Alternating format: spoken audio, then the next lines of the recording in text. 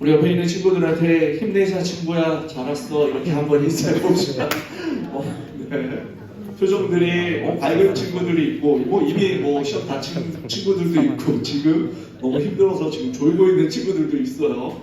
네, 우리 이제 짧은 시간이지만 우리 함께 하나님 말씀을 보면서 여러분들을 위로하시고 또 새 힘을 주시는 그 주님을 또 말씀을 통해서 만나는 복된 시간이 되길 주님의 이름으로 축원합니다. 그럼 지난주 교회의 시작이 상처받은 그러한 치유자들, 치유받은 그 사람들로부터 시작이 되고 또 그곳이 그 사람들이 있는 현장 역시 그러한 실패감과 절망감 그리고 패배주의가 가득한 예루살렘으로부터 시작이 되었다라고 이야기를 했어요. 그리고 부활하신 예수님께서 40일 동안 제자들을 만나시고 그 부활의 증인이 되어주셔서 증인이셔서 바로 하나님의 나라에 대한 것을 가르쳐 주셨어요. 그럼 성령님께서 너희에게 임하시며 그러면 이제 하나님의 나라가 시작이 될 것이고 여기에서 하나님의 그 나라를 세우는 사람이 누구이냐면 바로 그 상처받은 치유자들로부터 하나님의 나라가 시작되어지고 또 그들을 통하여서 하나님께서 하나님의 나라를 이 땅 가운데 세우며 또 이 땅 가운데 상처받은 자들을 치유하신다는 것을 말씀을 통해서 함께 나누었어요.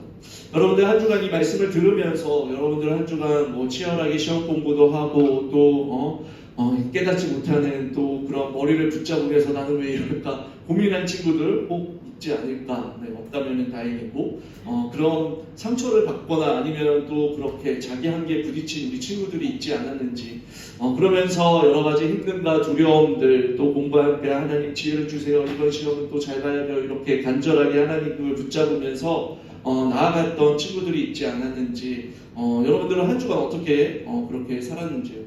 어쩌면 어떤 또 친구들은 너무 분주해서 마음의 여유가 없어서 하나님조차 찾지 않았던 그러한 친구들도 있었을 거라고 생각을 해요. 그렇지만 오늘 우리 예배를 통하여서 정말 새 힘을 주시고 또 주님께서 주시는 그 마음과 또 다시 주님께로 돌이키는 그 구원의 은혜가 있길 주님의 이름으로 축원합니다. 여러분 그렇게 예수님을 만났던 제자들이 승천하신 그 예수님을 보고 멍하니 하늘을 이렇게 바라보고 있었을 때에 흰 옷 입은 두 사람이 너희들이 지금 왜 하늘을 보고 있느냐? 예수님께서 말씀하신 것처럼 너희들이 예루살렘으로 가서 함께 모여서 기도하라라고 그렇게 말씀하셨어요. 그리고 마가의 다락방에 모여서 제자들이 함께 성령님이 오시기를 간구하면서 기도하고 있었죠. 그때까지만 해도 제자들은 두려움에 떨면서 마가의 다락방에서 약 120명이 되는 그런 사람들이 모여서 함께 기도하고 있었어요. 그런데 오늘 말씀 1절에 보시면 그 날이 오순절이라고 말해요. 그 오순절 되는 해. 여러분 이 오순절은 어떠한 날이냐면 유대인들의 절기야. 예를 들면 우리나라의 추석과 같은 날이에요. 첫째 6월절이 처음에 복식 또 처음에 열매를 얻은 그 날을 초실절이라고 이야기하거든요. 그러면서 6월절이 시작되는데 그 절기가 지난 지 7주가 지난 후가 바로 77에 49 그 이튿날 50일이 되었다라고 해서 오순절이라고 이야기를 해요. 이때 당시에는 유대인들은 이 두 번째 곡식을 거두는 날이거든요. 이 날에 바로 성령님께서 이 이스라엘 백성들 그 제자들 가운데 임하게 되었다라는 거죠. 여러분 신명기 16장 10절의 말씀에 보면 내 하나님 여호와 앞에 7일절을 지키되 너와 내 자녀와 노비와 내 성중에 있는 레위인과 및 너희 중에 있는 객과 고아와 과부가 함께 내 하나님 여호와께서 자기 이름을 주시려고 택하신 곳에서 내 하나님 여호와 앞에서 즐거워할지니라 라고 말씀하세요. 그리고 이 오순절날의 절기는 어느 누구도 제외된 사람이 없이 모두가 택한 그곳에서 이 풍성한 절기를 유대인들 뿐만 아니라 이방인, 노예들, 심지어는 가축과 그 모든 땅들이 다 어떻게요? 그 즐거움에 참여했다고 이야기를 하고 있어요. 그럼 어느 누구도 예외 없이 이 오순절날 77절 7일이 7번이 되는 그 절기에 즐거움으로 참여하도록 하나님께서 명령하셨다는 거예요. 이 구약의 절기가 바로 이 신약에서의 그 오순절 성령 강림하신 그 사건을 동일하게 그 정신과 그 모습을 그대로 이어받고 있다는 거예요. 여러분 이 오순절날 성령님께서 마가의 다락방에서 120명이 찾아왔어요. 오늘 본문의 말씀을 보면 누가는 이 모습을 아주 신기하게 이야기하고 있어요. 2절에 보면 호련히, 호련이라는 말은 뭐예요? 갑자기 불쑥이 아무도 예고 없이 그렇게 찾아왔다라는 거죠. 그리고 급하고 강한 바람 소리가 났다라고 이야기해요. 여러분 소리가 났다라는 건 바로 우리의 청각적으로 성령님께서 임하셨구나라는 것을 경험했다라는 거죠. 그리고 또 말씀해 보면 마치 불의 혀처럼 갈라지는 것들이 그들에게 보였다라고 이야기를 하고 있어요. 그들에게 환상 가운데 바로 시각적인 모습으로 성령님께서 임하셨고 또 각 사람 위에 하나씩 임하였다라고 이야기를 해요. 그리고 그 한 사람 한 사람이 바로 성령의 강림을 경험했을 뿐만 아니라 모두 그 120명에 있는 그 한 곳에 있는 모든 사람들이 바로 성령님이 임재하는 그 성령의 충만함을 받았다라고 말씀하고 있다는 거예요. 그래서 시각적인 것, 청각적인 것, 그리고 또 하나는 바로 이 공동체적인 것을 통하여서 성령의 역사를 경험했다라고 누가를 기록하고 있어요.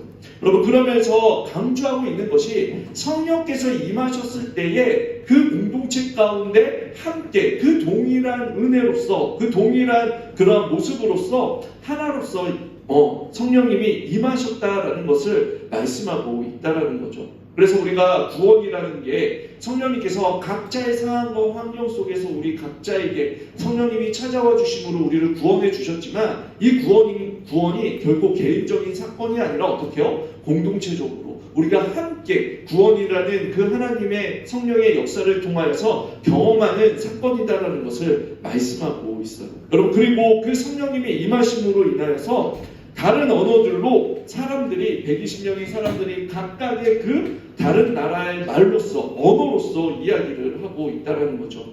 여러분 우리가 기독교 안에서 흔히 방언이라고 이야기를 하면 정말 알아들을 수 없는 그러한 언어로서 이야기를 생각할 수가 있는데 처음 성령님께서 임하셨을 때에는 분명히 여기에서 뭐라고 말씀하고 있냐면 다른 나라의 말로서 다른 나라의 언어로서 글로사라는 그 단어인데 그 단어로서 다른 나라의 말로서 말하였다라고 이야기를 해요. 알아듣지 못할 소리가 아니라 각 나라의 언어로서 무엇을 이야기를 하고 있는지 거기에 세계 각국에서 모여있는 그 유월절을 지키기 위하여 오순절을 지키기 위하여 온 사람들이 바로 다 알아들을 수 있는 그 언어로서 이야기를 했다라고 말씀하고 있다는 거예요. 여러분 이것만 보더라도 너무나 특별한 일이었고 체험을 이 120명에 있는 그 예수님의 제자들뿐만 아니라 그 제자들 주위에 있는 사람들도 모두가 그 성령님의 역사하심을 경험하는 일을 했다는 거예요.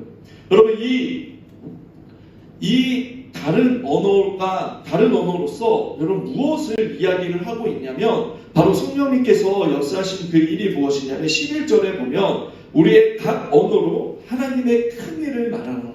여러분 언어는 다른데 그 내용은 같다라는 거야. 그 내용이 무슨 내용이었냐면 바로 하나님의 큰 일을 그 다른 나라의 각국의 언어들로서 언어를 배워본 적도 없는 그 제자들을 통하여서 말하여지고 있다는 것을 성경에서 분명하게 이야기를 하고 있어요. 여러분 그래서 많은 성경학자들이 이 사건을 무엇과 연결시켜서 이야기를 하냐면 여러분 바벨탑 사건과 연결시켜서 유거나 이야기를 해. 무슨 사건이라고? 무슨 사건과 연결시켜서? 구약의 방금 얘기했잖아. 무슨 사건이죠? 아시라고. 바벨탑 사건. 그렇지. 바벨탑 사건으로 연결해서 이야기를 하고 있어. 여러분 바벨탑 사건이 성경 어디에 있어요? 오니야 성경 어디에 있니? 바벨탑 사건. 구약? 그래 구약 잘 찍었다. 자 구약이 어디 있니 예준아? 창세기. 그렇지. 오 거기.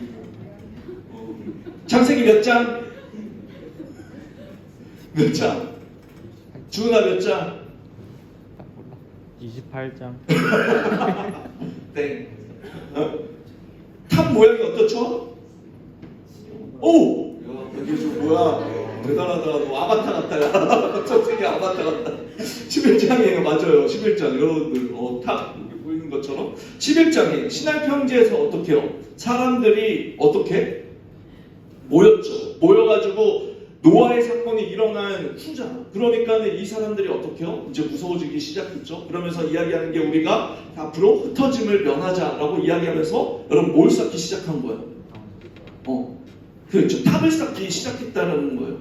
여러분 근데 여기에서 11장 1절에 뭐라고 이야기를 하고 있냐면 온 땅의 언어가 하나요. 말이 하나였다라고 이야기를 해요. 여러분 이러한 세상이 어떠한 세상이었을까? 여러분들 지금 중국어 내일부터 시험 보는 친구들 있다고 이야기하는데 중국어 봐야 되고 영어 봐야 되고 시험 공부해야 되고 언어 공부하는 게 왜 이렇게 힘든지 그치? 그런데 언어가 하나였다니까 정말 살기 좋은 세상이었겠다. 의사소통이 자유롭게 되는 세상이었겠다. 이렇게 생각할 수 있잖아요. 그런데 여기에는 이제 보이지 않는 영적인 부분이 있다는 거야. 여러분 바벨탑을 쌓기 시작했다. 여러분 누구는 무거운 바벨탑을 쌓고 누구는 그 벽돌을 오르고 벽돌을 구해야 되고 여러분 그렇게 해야 되는데 이 탑을 쌓도록 하는 뭐가 있었어요? 주체가 있었다는 거야. 힘을 가진 사람들이 있었다는 거죠. 그러니까 자연스럽게 계급화가 이루어지는 것이고 자연스럽게 어때요? 여기서 말이 하나였다라는 그 의미는 다른 말로 뭐라 했냐면 다른 이야기를 할 수 없었다는 거야. 강력한 어떠한 힘을 가진 그 사람의 주도하에 이 바벨탑을 쌓기 시작했다는 것을 이야기를 하고 있다는 거예요. 그래서 제국, 나라가 생겨지기 시작했고요. 그 다음에 독재자, 힘을 갖는 강력한 사람에 의해서 이 바벨탑을 쌓는 일들이 시작이 되었다라고 이야기를 하고 있다는 거예요. 여러분 이때는 죄인들이 다스리는 시대예요. 여러분들도 아시다시피 아담과 하와 이후에 죄가 이 땅 가운데 들어옴으로 인해서 보여지는 가장 먼저의 사건이 뭐였어? 바로 분열과 그 다음에 뭐예요? 그 관계가 깨어지는 사건들이 일어났단 말이야. 그리고 그 아담과 하와의 후에 태어난 그 후손들이 가인과 아벨의 어떤 사건이 있었어요? 살인 사건이 있었단 말이에요. 여러분 그렇게 죄인들이 다스리는 그 세상에서 사람들이 모여서 하는 일이 바로 탑을 쌓는 일이고 그 탑을 쌓다라는 것은 단순히 그냥 높은 탑, 사람들이 함께 모여있는 그러한 성을 만들자 이것을 이야기하는 것이 아니라 인간, 죄인들이 다스리는 그러한 독재의 나라 그 다음에 그러한 강력한 힘을 가진 제국이 탄생했다는 거예요. 그런데 하나님이 어떻게 해요?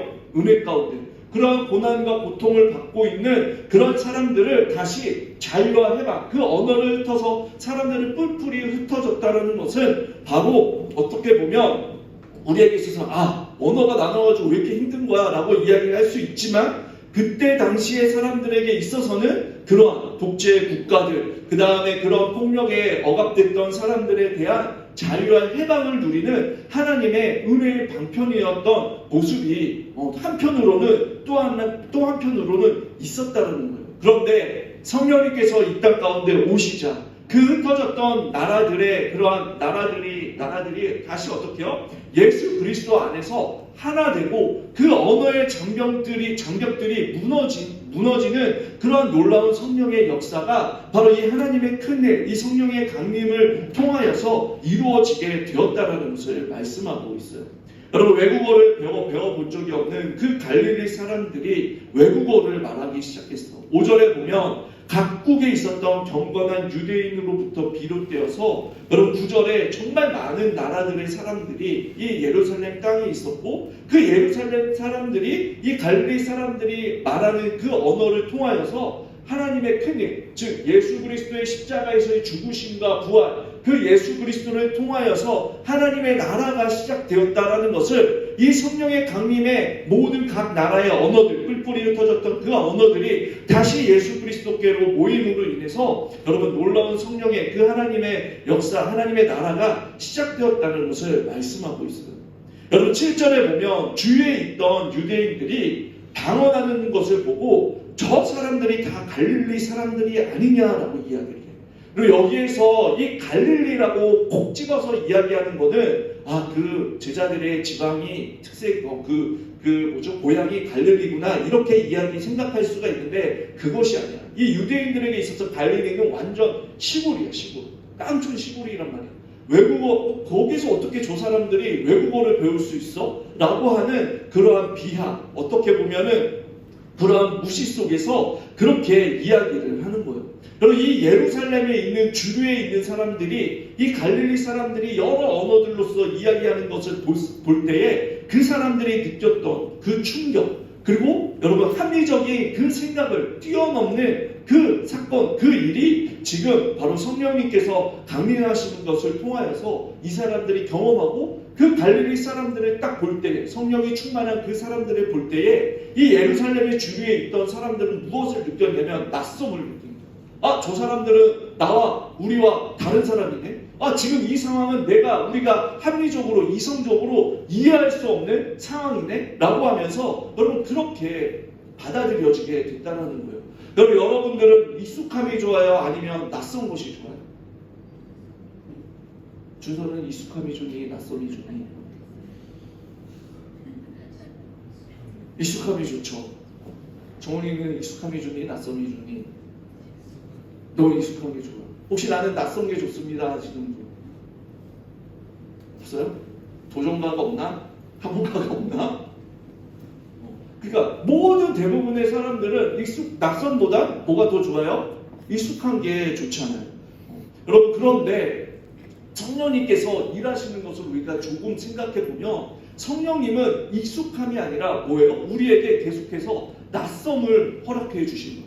여러분 구원을 처음 받았을 때에 우리에게 있어서 성령님께서 뭐예요? 익숙한 그 자리에서 낯섦으로, 낯선 환경과 낯선 상황과 낯선 나의 모습을 마주할 수 있도록 해주시는 역할을 하시는 분이 바로 성령님입니다. 여러분 우리가 죄 거듭나기 전에 우리에게 익숙했던 것은 어떠한 상태예요? 바로 죄로 인하여서 죄가 주는 즐거움, 죄가 주는 평안함, 죄가 주는 그 익숙함에 여러분 빠져있는 상태예요. 그런데 성령께서 우리에게 믿음을 주시고 우리에게 구원을 주시면 이 익숙함이 더 이상 익숙한 것이 아니라 낯선 것으로 되어져요. 그리고 이전에 내가 복음을 듣기 전에 또는 내가 그 복음을 알기 전에 또는 내가 거듭나기 전에 복음에 대해서 낯섰던 것이 이제는 예수 그리스도가 우리 안에 내주해 주심으로 인하여서 그 복음과 그 말씀과 그 예수님이 우리에게 익숙함으로 변화되어지는 여러분 그러한 놀라운 구원의 역사가 시작되는 것이 바로 성령님이 우리 안에 내주해 주셔서 이제 내가 죄인이라는 것을 깨닫고 예전에 내 삶 속에서 살았던 그 모습들이 그 익숙했던 것들이 낯설게 느껴지는 게 될 때 그것이 바로 구원의 시작이고 구원받은 하나님의 백성으로서 우리가 어떻게요? 변화되어져 간다는 거예요. 그것이 여러분 구원받은 자 가운데 단 한 번 일어나는 일이 아니라 그때 그 강력한 성령께서 우리 안에 내주해 주심으로 인해서 그 익숙했던 것이 낯섦으로 변화되고 그 낯섦이 이제 우리에게 있어서 구원이라는 익숙함으로 되어지는 것 그 한 번의 사건 이후에 계속해서 성령님께서는 그것으로 끝나는 것이 아니라 우리를 어떻게요? 계속해서 하나님의 말씀과 세상 여러분 이 사이에서 갈등하도록 만들어서 우리를 계속해서 익숙함 가운데 두는 것이 아니라 하나님의 백성으로서 계속 변화시켜 가는 것이 바로 성령께서 하시는 그러한 낯섦으로 우리를 계속 초대해 주시는 성령의 사역이고 성령께서 우리를 그렇게 성화시켜 간다라고 말씀하고 있어요. 그럼 우리가 어떠한 사람들과 만날 때나 아니면은 낯선 환경 가운데 있었을 때에 내가 그리스도인으로서 또는 내가 가지고 있는 그러한 연약한 모습들을 마주하고 또는 그리스도인으로서 이런 부딪히는 모습들이 있단 말이에요. 그리고 그런 것들이 낯섦이고 또 그런 것들을 통하여서 우리가 우리 자신들의 말씀에 비추어서 살펴보았을 때에 정말 하나님께서 기뻐하시는 것이 무엇인지 그러한 사람들과의 관계 속에서 또는 환경 속에서 그런 것들을 고민하면서 그 낯섦을 이겨내는 것이 바로 하나님을 닮아가는 하나님의 형상으로 변화되어져 가는 그러한 성장하는 모습이다라는 것을 성경에서 말씀하고 있어요. 그럼 목사님은 33년 동안 32년 동안 한교에서 그대로 쭉 자랐어요. 사역자가 딱 되고 나서 아마 사역자가 안 되었으면 그냥 계속 그 교회에 다녔을지도 몰라. 그런데 사역자가 딱 되고 나서 완전 하나님께서 그냥 태어났다가 주구장창 그 교회에서만 다녔는데 사역자가 되고 나가지고 완전 그것도 해외에 처음으로 간 그 지역의 덩거러니 목사님 아내랑 목사님이랑 딱 갔단 말이에요. 그때에 목사님은 처음으로 교회 안에서 낯섦이라는 것을 처음 느껴봤어요. 그전에는 익숙한 태어나서 잘하고 그러니까 거기서 쭉 성장하고 사역까지 했으니까 너무나 익숙했는데 그 낯섦 정말 새신자가 딱 교회에 처음 왔을 때에 이러한 느낌이었겠구나, 이러한 모습이었겠구나 라는 거를 경험하게 되었다는 거예요.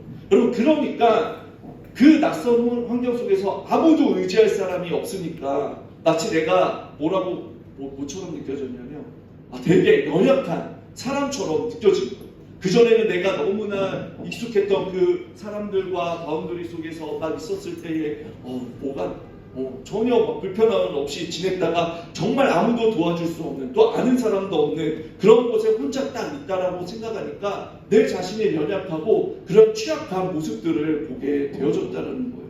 여러분, 성령께서는 계속해서 우리에게 이런 내가 진짜 피하고 싶고 그 익숙한 곳으로 나아가려고 하는 그런 모습 속에서 우리를 낯선 곳으로 인도하심으로 인해서 우리가 더욱더 성장할 수 있도록, 그런 우리의 미처 발견하지 못한 연약함과 그 다음에 그러한 약한 모습들을 발견하게 하심으로 그것과 부딪혀서 마주하여서 그 문제들을 하나하나 해결함으로 우리를 강하게 만드시는 그러한 역사를 하시는 분이라는 거예요. 여러분, 성령께서 임하시자 그 전에 두려워서 떨고 있었던 제자들이 그 마가의 다락방에서 숨어서 함께 기도하고 있었거든요. 그런데 그 성령께서 임하시자마자 어떻게 됐냐면 그 마음의 담력을 얻어 이제는 세상 밖으로 나가서 복음을 담대하게 증거하는 그런 놀라운 제자들의 모습으로서 변화되었다는 것을 말씀하고 있어요. 그리고 그 모습이 다른 누군가에게 있어서는 아까도 그 제자들의 모습을 보고 충격을 주고 그 충격적인 모습을 통하여서 하나님께로 인도되어지는 그 구원의 길을 이 성령께서 임하심으로 말미암아 나타내 보여주고 있다. 성경은 나타내 보여주고 있어요. 여러분, 그래서 바로 이 성령께서 갈릴리 사람들이 외국어를 하는 것을 보고 세계 각국에서 온 사람들이 그 일 자체가 너무나 낯설게 느껴졌을 뿐만 아니라 하나님의 크림, 즉 그 복음을 듣고 자신이 알고 있었던, 그동안 경험했던 그 모든 지식 체계와 가치관이 뒤흔들리는 그 놀라운 구원의 그 출발점을 경험하게 되었다는 거예요. 여러분, 구원받고 난 이후 우리 하나님의 자녀가 된, 그 하나님의 백성이 된 우리 역시 날마다 하나님의 그 말씀 앞에, 그리고 성령의 조명하심 가운데 익숙함에서 벗어나서 죄가 주는 그 익숙함, 죄가 주는 그 편리함, 죄가 주는 그러한 즐거움에서 벗어나는 그러한 하나님의 자녀들이 되어야 해요. 그래서 끊임없이 우리의 생각과 우리가 생각하는 것과 또 우리의 삶의 기준이, 그 행복의 기준이 정말 세상에서 말하는 것이 아니라 하나님께서 말씀하시는 그 기준, 그 하나님께서 말씀하시는 그 목적대로 살아가려고 하는 그러한 갈등과 그러한 낯섦의 모습들이 마주할 때에 우리가 비로소 그리스도인으로서 거룩한 삶을 살아가고 또 여러분들의 하루하루의 삶이 하나님께서 기뻐하시고 원하시는 그러한 삶을 살아갈 수 있다는 거예요. 지금도 내 안에 있는 삶의 모습 속에서 세상이 주는 즐거움, 세상 친구들과 말할 때의 그 말하는 내용들이 전혀 거부감이 없고 또 세상 친구들과 내가 무엇이 다른지도 분별하지 못하는 그러한 익숙함이 있다면 여러분, 우리의 모습을 그 말씀 속에서 다시 한번 생각해보고 우리가 하나님을 잘 믿고 있는지, 잘 섬기고 있는지 다시 한번 생각해 봐야 한다는 거예요. 여러분, 그래서 오늘 말씀에 보면 뭐라고 이야기를 하냐면 마지막 절에 13절에 어떤 이들은 조롱하여 그들이 세술에 취하였다라고 이야기를 해요. 여러분, 갈릴리 사람들이 다른 언어로 막 다다다다다다 하나님의 그 큰일들에 대해서 이야기를 하니까 저 사람들 낮에 술 먹고 취했구나 라고 이야기를 했다는 거예요. 그렇게 사람들을 비웃고 조롱하는 일이 일어나게 되었다는 거예요. 여러분, 마치 그들이 방언하는 모습이 술에 취해서 혀가 꼬이는 것 같이 보였다라고 그렇게 조롱하고 비꼬면서 이야기를 했다는 거예요. 그런데 여러분, 이 말은 정말 그들에게 있어서 전공을 찌르는 말이었어요. 왜? 성령께서 임하심으로 인하여서 그들이 여태까지 보지 못했던 그 놀라운 사건들을 경험하게 되었다는 거예요. 여기서 말하는 그 새 술은 예수님께서도 마태복음 9장 17절에 이렇게 말씀하셨어요. 새 포도주를 낡은 가죽 부대에 넣지 아니하나니 그렇게 하면 부대가 터져서 포도주에 쏟아지고 부대도 버리게 되느니라. 그럼 포도주는 이렇게 보죠. 숙성이 되잖아. 그러면서 가스가 발생하는데 새 부대에 넣지 않고 헌 부대에 넣으면 어떻게 된다는 거야? 그게 터져버린다는 거야. 그래서 뭐라고 예수님께서 말씀하시냐면 새 포도주는 새 부대에 넣어 둘이 다 보존되느니라 라고 말씀하고 있어요. 새 포도주, 새 술이 의미하는 건 뭐냐면 내가 예수 그리스도와 연합하여서 성령께서 우리 안에 내주해 주심으로 인해서 그 예수 그리스도와 연합하여 새로운 존재가 되었다는 거예요. 이전의 삶은 더 이상 살아가는 것이 아니라 내가 예수 그리스도와 연합하였기 때문에 새로운 삶으로서 사는 삶을 이야기를 하고 있다는 거예요.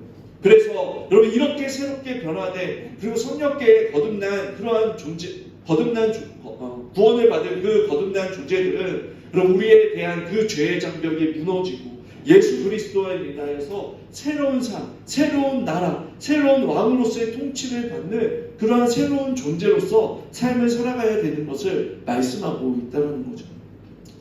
사랑하는 우리 친구들, 성령의 중요한 역할은 바로 성령님께서 우리와 예수 그리스도와 연결시켜 주심으로 여러분 새로운 존재로서 우리에게 오늘 말씀을 보면 언어로서 장벽이 세워져서 사람들과의 그러한 불통이 일어났는데 바로 성령께서 임재하시고 그 하나님의 큰 일을 통하여서 서로의 관계가 다시 깨어졌던 그 관계가 그리고 인종으로서 계층으로서 나눠졌던 그 모든 관계들이 다시 회복되어지고 하나가 되어지는 하나님과 그 이방인들과 연결이 되고 또 하나님과 사람과 사람들이 연결이 되어지는 그 놀라운 역사를 이 성령님께서 임재하심을 통하여서 이루어졌다라고 말씀하고 있어요. 여러분 성령님이 임하심으로 또 그 교회가 세워짐으로 인해서 하나님께서 우리에게 행하신 일들은 바로 앞에서도 이야기했던 것처럼 서로 연결되어지고 또 우리의 삶의 모습들이 변화되어지고 또 그 낯선 환경으로 인해서 우리가 성장하고 또 성숙되어져 가는 놀라운 성령의 역사가 이 초대교회 한 사람 또 함께 모여있는 그 교회를 통하여서 이루어졌다라고 말씀하고 있어요. 상처받은 그 치유자들이 여러분 주님 안에서 온전히 회복되어지고 또 성령 안에서 그 담대함을 얻어 세상 가운데 그 하나님의 놀라우신 일들, 그 하나님의 큰 일, 예수 그리스도의 십자가에서의 죽으심과 부활에 대한 큰 소식들을 세상 가운데 전함으로 인하여서 여러분 새로운 그러한 교회, 새로운 공동체, 새로운 그러한 하나님의 사람들의 출현으로서 여러분 이 시대 가운데 교회가 그렇게 시작되었다는 것을 말씀하고 있어요. 여러분들 한 주간의 삶 속에서 유거나 시험 공부할 때 힘들잖아. 지치고 어려울 때 누구를 의지해야 되겠니? 땡. 성령님이다. 성령 하나님을 의지하라고. 성령 하나님께서 우리 유건이와 또 우리 친구들의 삶 속에서 어떻게 해요? 날마다 동행해 주시는 거야. 너희 동행해 주시는 분이 누구라고 유건아? 하나님, 예수님, 아니고 누구? 성령님, 삼위 하나님께서 여러분 함께 하여 주세요. 그래서 그 하나님께 여러분들의 힘듦과 어려움, 그 다음에 여러분들의 삶 속에서 용기와 지혜와 또 능력을 주시는 그리고 무엇보다 말씀을 통하여서 여러분들의 이 땅 가운데 존재하는 그 목적과 또 여러분들이 공부해야 될 이유와 또 그 하나님의 목적대로 살아갈 때에 놀라운 성령의 역사를 이루어 가시는 분이 성령 하나님이심을 여러분들이 고백하며 한 주간도 여러분들의 그러한 여러 친구들은 시험 때문에 그 마음이 분주하고 두려워하고 초조할 그때에 성령님께서 주시는 담대함으로 또 성령님께서 주시는 즐거움과 또 이 어려움이 결코 여러분들 멸망의 길이나 나를 잘못된 길로 가는 것이 아니라 이 시험이라는 것 자체도 여러분들에게 있어서 낯설게 느껴지는 거잖아요. 그렇지만 그 일들을 통하여서 여러분들이 인내함으로 더욱더 하나님의 자녀로서 성장하고 성숙해질 수 있는 그런 하나님의 자녀들이 되는 우리 친구들이 되길 주님의 이름으로 축원합니다. 함께 기도하겠습니다.